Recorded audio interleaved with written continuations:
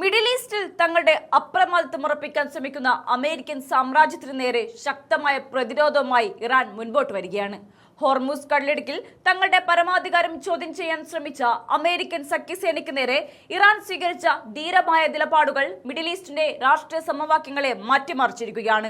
June 27-ന് American സേന തുടർച്ചയായ രണ്ടാം രാത്രിയും ഇറാനിയൻ മണ്ണിൽ വ്യോമാക്രമണം നടത്തിയെങ്കിലും അമേരിക്കയുടെ ഒത്തുതീർപ്പ് വ്യവസ്ഥകൾക്ക് മുന്നിൽ കീഴടങ്ങാൻ ഇറാൻ തയ്യാറായിട്ടില്ല. തന്ത്രപ്രധാനമായ ഹോർമൂസ് കടലിടുക്കിൽ തങ്ങളുടെ ശക്തമായ സാന്നിധ്യവും നിയന്ത്രണവും ഉറപ്പിച്ചു നിർത്താൻ ഇറാന് കഴിഞ്ഞിട്ടുണ്ട്.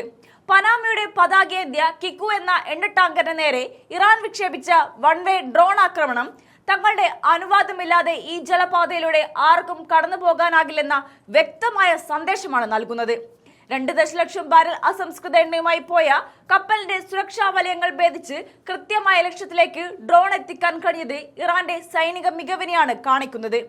ഇറാനെ ഭയപ്പെടുത്താമെന്ന വ്യാമോഹത്തോടെ അമേരിക്കൻ സെൻട്രൽ കമാൻഡ് വലിയ തോതിലുള്ള പ്രത്യാക്രമണങ്ങൾ അഴിച്ചുവിട്ടത്.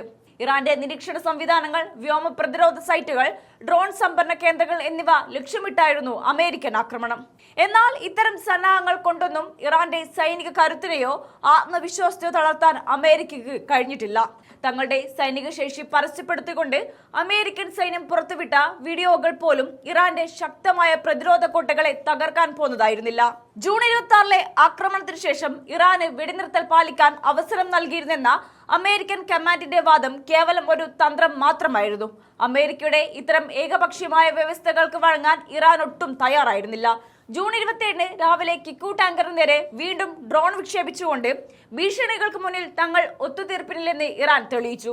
സാമ്രാജ്യ ശക്തികളുടെ സമ്മർദ്ദങ്ങൾക്ക് വഴങ്ങാത്ത ഇറാന്റെ ഈ നിലപാട് മിഡിൽ ഈസ്റ്റിലെ അവരുടെ സ്വാധീനം വർദ്ധിപ്പിക്കുകയാണ്. അമേരിക്ക എന്ന ലോകശക്തിയുടെ ഭീഷണികൾക്കും ഉപരോധങ്ങൾക്കും മുന്നിൽ പതറാതെ മിഡിൽ ഈസ്റ്റിൽ സ്വന്തം നിലപാടുകൾ ഉറക്കെ പ്രഖ്യാപിക്കാൻ ഇറാന് സാധിക്കുന്നുണ്ട്. ഈ പോരാട്ടം കേവലം ഒരു പ്രതിരോധമല്ല, മറിച്ച് പാശ്ചാത്യ അധിനിവേശത്തിനെതിരെയുള്ള ഇറാന്റെ കരുത്തുറ്റ മുന്നേറ്റമാണ്.